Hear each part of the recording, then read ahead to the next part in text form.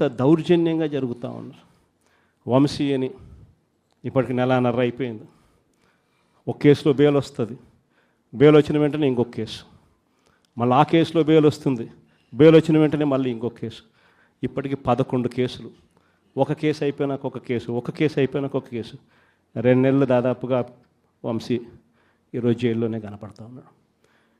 ఇంకొక దళితుడు ఎక్స్-ఎంపీ నందిగామ సురేష్ పాపం నెలన్నర రోజులు పాపం జైల్లో పెట్టారు.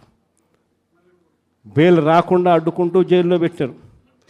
మళ్ళా చివరకు కోర్టుల ద్వారా ఎంతో కష్టపడితే బెయిల్ వచ్చింది. వచ్చిన తర్వాత మళ్ళా 3 నెలలు 4 నెలలు తిరగకపోతే మళ్ళీ ఈరోజు నిన్న మళ్ళా కేసు. వాళ్ళ ఇంటి దగ్గరికి ఒక వ్యక్తి వచ్చి దళితుడని కూడా చూడుకోకుండా ఆ మనిషిని ఈయనే తిడతాడు.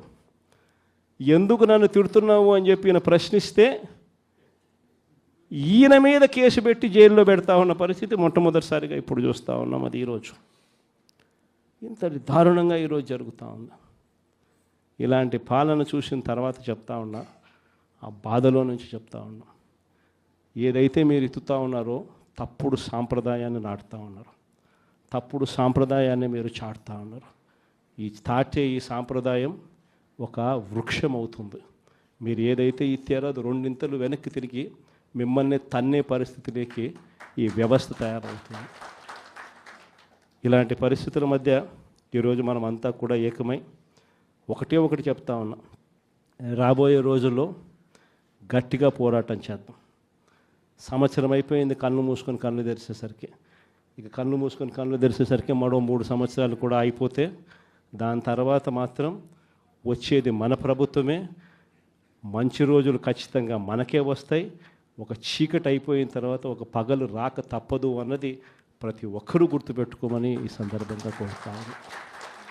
ఎందుకు ఏ ఒక్కరూ కూడా ఆయనను ప్రశ్నించే స్వరం వినపడకుండా చేసేందుకు ఈ పెద్ద మనిషి చేస్తూ ఉన్న పాలన భయానక పాలన సృష్టించడం. ఆ భయానక పాలన సృష్టించడంలో భాగంగా ఈరోజు రెడ్ బుక్ రాజ్యాంగం నడుస్తూ ఉంది. ఈ రెడ్ బుక్ రాజ్యాంగంలో ఎవరైనా కూడా గొంతు విప్పుతారు చంద్రబాబు నాయుడుకు వ్యతిరేకంగా అని చెప్పి ఎక్కడ చంద్రబాబు నాయుడు గారికి అనిపించినా వెంటనే ఆ మనిషి గొంతు పట్టుకోవడం, ఆ నులిపేయడము అనేది ఎలా అనేది మాత్రమే చేస్తూ ఉన్నారు.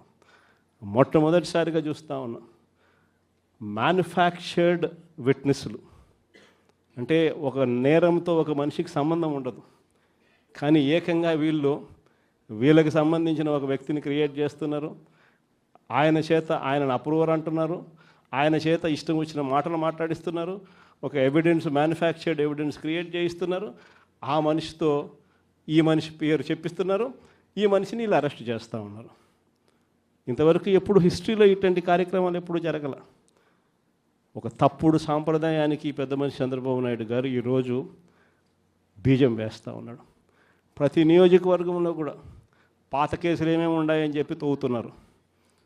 ఆయన పాత కేసులలో ఇప్పుడు మన ఎమ్మెల్యే క్యాండిడేట్లను ఎలా ఇరికించాలి అని చెప్పి, ఆ కేసుల్లో ఎలా ఇరికించాలి అని చెప్పి ఇప్పుడు చూస్తూ ఉన్నారు. ఏ తప్పు జరగకపోయినా కూడా యాక్టివ్గా ఎవడైనా కార్పొరేటర్ ఉన్నా, ఎవడైనా ఎంపీటీసీ ఉన్నా, ఎవడైనా జెడ్పీటీసీ ఉన్నా, లేకపోతే ఎవరైనా లీడర్ ఉన్నా సరే విజిలెన్స్లో ఎలా ఇరికించాలా, తప్పుడు కేసు ఎలా పెట్టించాలా అనే సంస్కృతితోనే ఈరోజు పాలన సాగుతూ ఉంది. నేను ఒకటి చెప్తా ఉన్నా, ఈరోజు కష్టంలో ఉన్న వైఎస్ఆర్సీపీ అన్నదమ్ములను నేను ఈరోజు చూస్తూ ఉన్నా. నేను మీ అందరికీ ఒకటే చెప్తా ఉన్నా, మీ అన్నగా, మీ తమ్ముడిగా, మీ బిడ్డగా ఒకటి చెప్తా ఉన్నా, నెక్స్ట్ వచ్చే జగన్ 2.0లో పరిస్థితి ఈ మాదిరిగా ఉండదు. ఈరోజు ప్రతి కార్యకర్త కష్టాన్ని చూస్తూ ఉన్నా కాబట్టి చెప్తా ఉన్నా. ఇంతకుముందు మన హయాంలో మనం వచ్చే టయానికే కోవిడ్ మహమ్మారి మధ్యలో 2019 జూన్లో మనం ప్రమాణ స్వీకారం చేశాం. ఆ తర్వాత ఆ మార్చిలోనే ముగియక మునిపే, ఒక సంవత్సరం కూడా సరిగ్గా ముగియక మునిపే 2020 మార్చి వచ్చేసరికి వెంటనే కోవిడ్ వచ్చింది. ఆ తర్వాత 2 సంవత్సరాలు కోవిడ్తో మనం యుద్ధం చేయాల్సిన పరిస్థితుల మధ్య మన పాలన సాగింది. బహుశా కార్యకర్తలకు అనుకున్న మేరకు బహుశా నేను చేయలేకపోయి ఉండొచ్చు. కానీ ఇవాళ ఒకటే చెప్తా ఉన్నా, ఈరోజు ఈ కష్టాన్ని చూసిన వ్యక్తిగా చెప్తా ఉన్నా, రేపొద్దున ఇలా ఉండదు. రేపొద్దున జరిగే ప్రతి విషయంలోనూ వైఎస్ఆర్సీపీకి కార్యకర్తే నెంబర్ 1గా ఉంటాడని మాత్రం ఖచ్చితంగా చెప్తా ఉన్నా. ప్రతి కార్యకర్తకు నేను ఒకటే చెప్తా ఉన్నా, ఎవడెవడైతే మీకు అన్యాయం చేశాడో పర్వాలా, అన్యాయం చేయండి, చేయించుకుంటాం, టైం మీది, కానియండి, కొట్టండి అని చెప్పండి. ఆడు ఎవడు ఏం చేస్తా ఉన్నాడో పేరు రాసుకోండి. రెడ్ బుక్ అని నేను చెప్పను, కానీ పేరైతే రాసుకోండి. మీరు ఏ బుక్లో రాసుకున్నా పర్వాలా, పేరైతే మీరు రాసుకోండి. దాని తర్వాత మాత్రం అన్యాయం చేసినోనికి సినిమా మాత్రం మనం చూపిస్తామని చెప్తాను. ఆ మనిషి రిటైర్డ్ అయి ఉన్నా కూడా లాక్కొని వస్తా, ఆ మనిషి దేశం ఇరిచిపెట్టిపోయినా లాక్కొని వస్తా. ఎవరిని వదిలిపెట్టేది ఉండదు. ఒక్కొక్కడికి మాత్రం సినిమా మాత్రం ఎలా చూపించానో అలా చూపిస్తామని మాత్రం చెప్తాను. ఖచ్చితంగా వీళ్ళు ఏదైతే నాటుతున్నారో, ఏదైతే ఇత్తుతున్నారో, ఇది రెండింతలు వీళ్ళకి పండే కార్యక్రమం కూడా జరుగుతుందని మాత్రం ప్రతి కార్యకర్తకు గట్టిగా చెప్పండి. ఎందుకనంటే ఈరోజు రాష్ట్ర వ్యాప్తంగా ఇదే జరుగుతూ ఉంది. ఒక్కొక్కని కథ వింటూ ఉంటే నిజంగా మనసుకు బాధ కలుగుతుంది. ఆ బాధ ఎలాంటి బాధ అంటే చెప్పలేం. అసలు మంగళగిరిలో ఒక పాపను, కృష్ణవేణి మంగళగిరి పాప, సోషల్ మీడియా పాప తీసుకొని పోయి, ఆడపాపను కూడా, ఆడ కూతురని కూడా చూడుకోకుండా తీసుకొని పోయి హైదరాబాద్ నుంచి ఎత్తుకొని వచ్చి స్టేషన్లలో పెడతా ఉన్నారు. ఇంకొక పాప సుధారాణి.